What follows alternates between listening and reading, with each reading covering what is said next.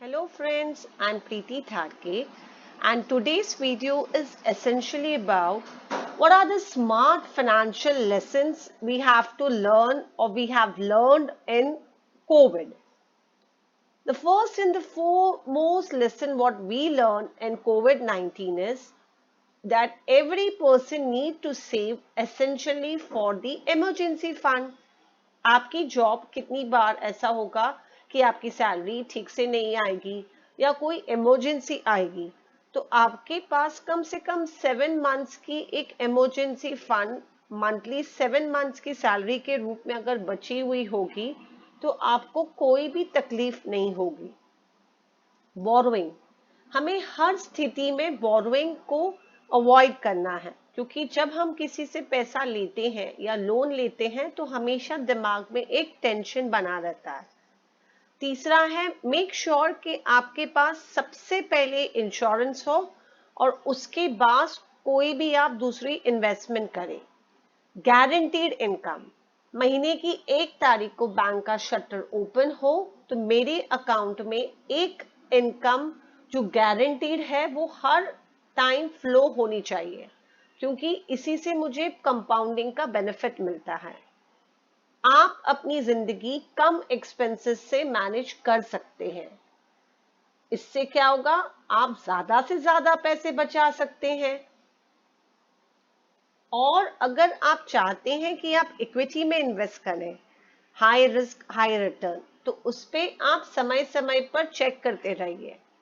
Last is, किसी ने भी आपको कुछ इन्वेस्टमेंट ऑप्शन बताया या कोई एड में आपने इन्वेस्टमेंट ऑप्शन देखा तो ब्लाइंडली ट्रस्ट ना करिए, पहले उसे ठीक से समझिए और फिर ही निवेश करिए।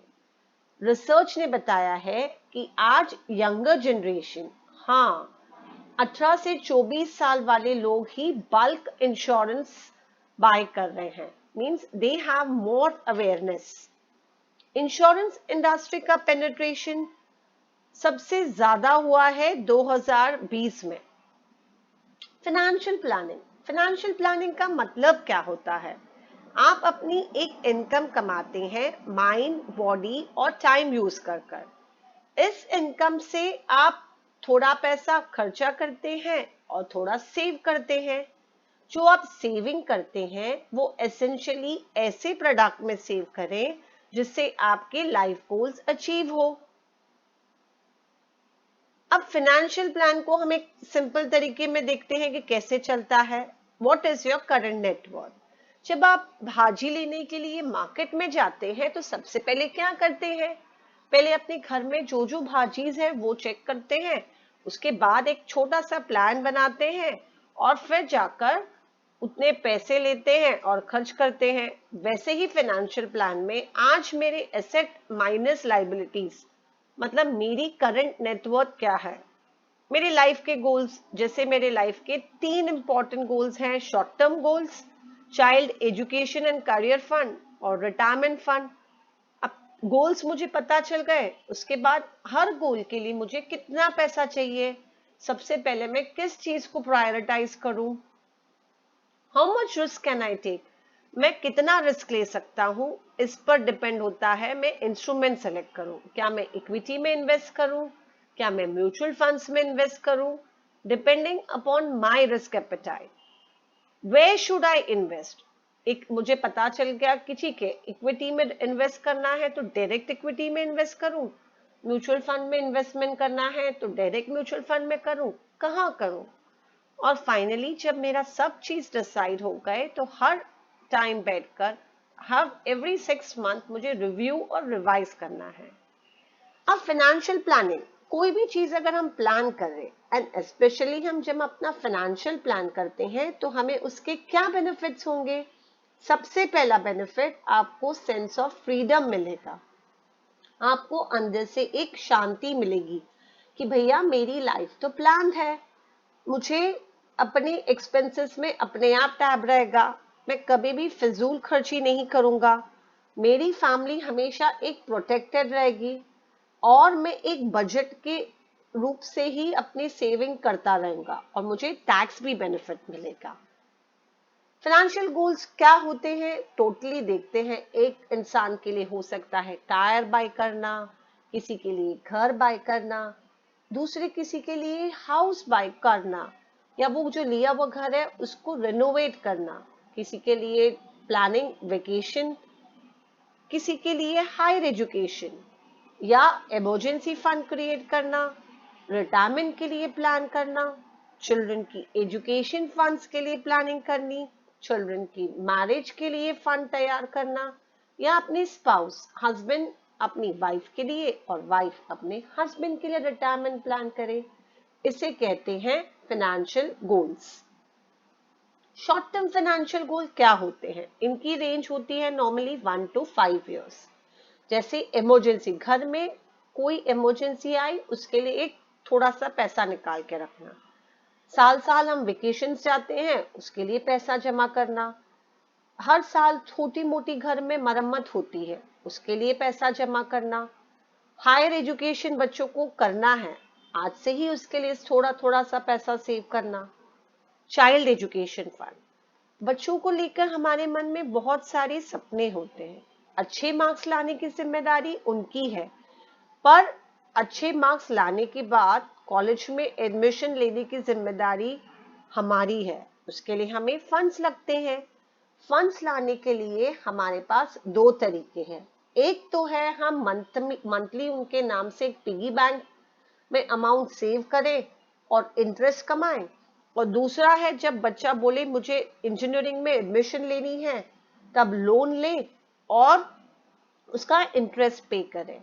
आप बताइए पहला वाला ऑप्शन ज्यादा अच्छा है, हर महीने उनके नाम से सेव करना ताकि जब एजुकेशन के लिए उन्हें फंड्स लगे तो ऑटोमेटिकली वो फंड्स जमा हुई इस्तेमाल करें। रिटायरमेंट प्लानिंग, हर आदमी चाहता है कि वो 60 साल के बाद रिटायर हो जाए, काम से रिटायर हो पर जिंदगी से नहीं। इसके लिए हमें प्रोविजन करनी होगी। ऐसी प्रोविजन के महीने के हर एक तारीख को मेरे अकाउंट में अपने आप एक अमाउंट क्रेडिट हो जाए, इसे कहते हैं रिटायरमेंट प्लानिंग। और सबसे अच्छा है वो रिटायरमेंट गारंटीड हो और कोई भी सिचुएशन, कोविड, वर्ल्ड वॉर, वो मेरे रिटायरमेंट प्लानिंग को चेंज ना कर सके।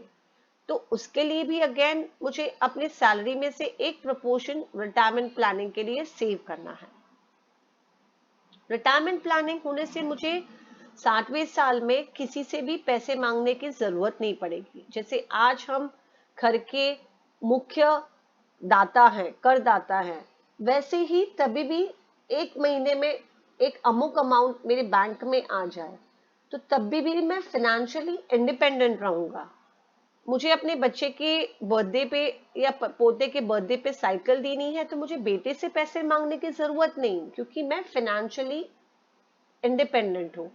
कहीं मुझे जाना है तो मुझे किसी से पूछने की जरूरत नहीं, मुझे सिर्फ बताना होगा क्योंकि मैं फाइनेंशियली इंडिपेंडेंट हूँ, मैंने अपना रिटायरमेंट प्लान किया है। सबसे लास्ट लेसन में दे रही हूं आपको, हम सब क्या करते हैं, एक बार हमारी सैलरी आती है तो हम पहले एक एक्सपेंस की लिस्ट बना लेते हैं और फिर कुछ बचे तो सेव करते हैं। ये चीज को हमें चेंज करना है। Income minus saving should be my expense. पहले इनकम आए तो उसमें से हमें 20% एटलीस्ट लिवरेज एसेट में सेव करना है और फिर एक्सपेंस करना है, वही एक्सपेंस जो जरूरी है। अब हमने इससे क्या देखा कि अगर हम प्रॉपरली फाइनेंशियल प्लान करें तो बच्चों के नाम से सेव करें तो बच्चों के राइट टाइम पे एजुकेशन के लिए सेविंग हो जाएगी, और ठीक से सेविंग करें तो अपनी रिटायरमेंट भी सेव हो जाएगी।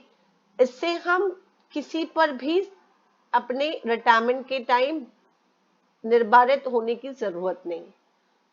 So this is what is a proper financial planning. अगर आपने ठीक से फाइनेंशियल प्लान की है, अगर आपकी उम्र 30 साल है और आपका बच्चा 1 साल का है तो आपके महीने के कम से कम 3,000 उसके नाम से बचाना शुरू करिए, और आगे आगे जैसे जैसे आपकी इनकम इंक्रीज हो उस इनकम में ऐड करते जाइए, और कम से कम 5,000 आपके रिटायरमेंट के लिए सेव करिए। और बाद में 5,000 अपनी स्पाउस के रिटायरमेंट से। इसे कहते हैं परफेक्ट रिटायरमेंट प्लानिंग। ये तो हमने देख लिया कि कैसे होता है। आपको ये एक प्लान प्रेजेंटेशन मैंने बनाया है। अगर आप मुझे व्हाट्सएप या वीडियो के नीचे कुछ पूछना चाहते हैं तो पूछ लीजिए। मेरा ईमेल आईडी है pritis@gmail.com. It is easy to do financial planning if you plan at right time and invest regularly. Please मेरे वीडियोस को लाइक कीजिए और सब्सक्राइब कीजिए। मैं हूं प्रीति धारके। Thank you.